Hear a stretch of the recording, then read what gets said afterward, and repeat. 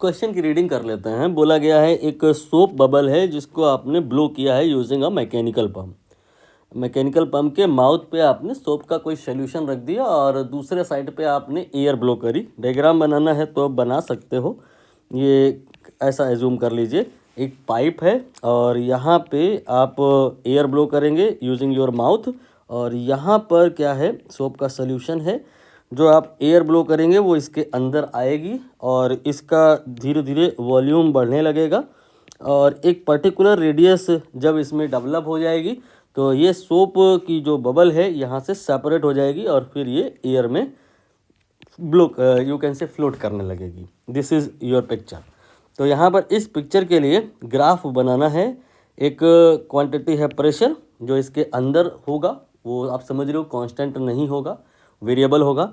And with time, जैसे जैसे time बढ़ाओगे वैसे वैसे इसके अंदर के प्रेशर पे क्या फ़र्क पड़ेगा। थ्योरी नीचे लिखी हुई है, पहले उस पर ही डिस्कशन कर लेते हैं।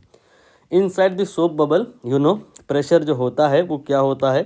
सपोज कोई बनी बनाई अगर हम सोप बबल कंसीडर करें तो उसके सराउंडिंग में तो आप अच्छे से जानते हो कि एयर होती है और एयर का प्रेशर हम P0 अगर मान लें तो अंदर का जो प्रेशर होता है वो P0 ही नहीं होता है। जनरली इस तरह की अपील आती है कि यहाँ अंदर का प्रेशर जो आएगा बाहर को, जो बाहर का प्रेशर जाएगा अंदर को, वो दोनों बराबर होंगे तभी इक्विलिब्रियम बनेगा। लेकिन ये कहानी होगी बलून जैसे होता है ना उसके अंदर। वहाँ पर बलून जिस मटेरियल का बना होता है उसकी सरफेस में कोई टेंशन नहीं होती है, सरफेस टेंशन नहीं होती है। बट ये जो मटेरियल है, ये सोप बबल का जो सरकमफ्रेंस है, यू कैन से इसमें सरफेस में टेंशन है। ड्यू टू दैट अंदर का अगर प्रेशर बाहर के बराबर होगा तो यू कैन से ये बलून कंप्रेस हो जाएगी और रैप्चर भी हो सकता है। अंदर का प्रेशर ज़्यादा होता है। कितना ज़्यादा होता है, यहाँ पर 40/R के अमाउंट से ज़्यादा होता है। तो inside the soap bubble you can realise कि जो प्रेशर होता है air pressure then excess pressure that is 40/R will be net pressure inside the soap bubble. Now realise this and this, इनके बीच में क्या कहानी है। यहाँ पर आप देख पा रहे होगे कि R जो है ना अगर बढ़ाएंगे, न्यूमरेटर में नहीं है डिनोमिनेटर में है, तो प्रेशर कम होगा।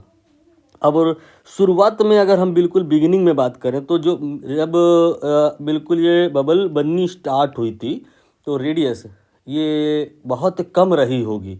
तो मिनिमम रेडियस जब रही होगी दैट टाइम आप समझ रहे होगे प्रेशर मिनिमम नहीं मैक्सिमम रहा होगा।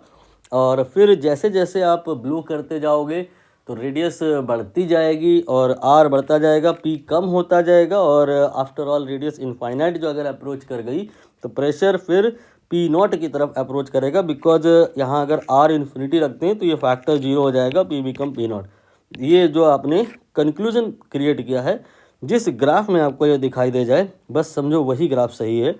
For example if we consider this graph, तो यहाँ पर ही ऐसा पॉसिबल है कि R अगर हम बढ़ा रहे हैं, हालांकि यहाँ पे एक्स एक्सेस में T दिया है, but it is quite obvious कि जैसे जैसे टाइम आप इंक्रीज करोगे due to your blow of air, radius या वॉल्यूम या size of the soap bubble increase करता जाएगा। यहाँ पर अमाउंट ऑफ द एयर जो कलेक्ट हो रही है वो बढ़ती जाएगी, तो रेडियस बढ़ता जाएगा टाइम बढ़ने के साथ। तो T कह लो यहाँ चाहे R कह लो, लगभग बात एक ही हो जाएगी।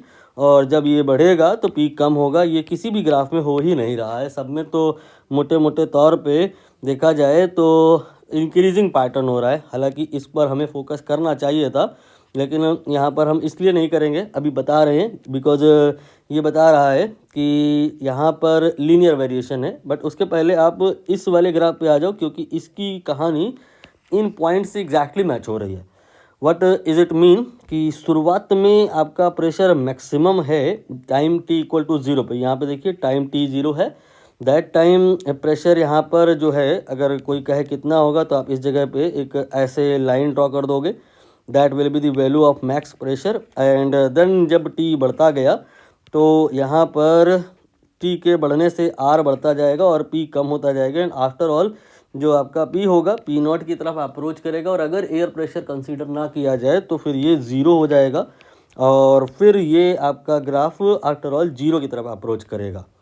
ये आपका D ग्राफ यहाँ पर बिल्कुल सही हो जाएगा। रीज़न बीइंग ये सारे पॉइंट यहाँ पर जो बताए गए हैं डी ग्राफ में फॉलो होते हुए दिखाई दे रहे हैं। आप ए में एक बार चेक करो, आपके कुछ पॉइंट मिसिंग रहेंगे, ड्यू टू दैट वो इनकरेक्ट है।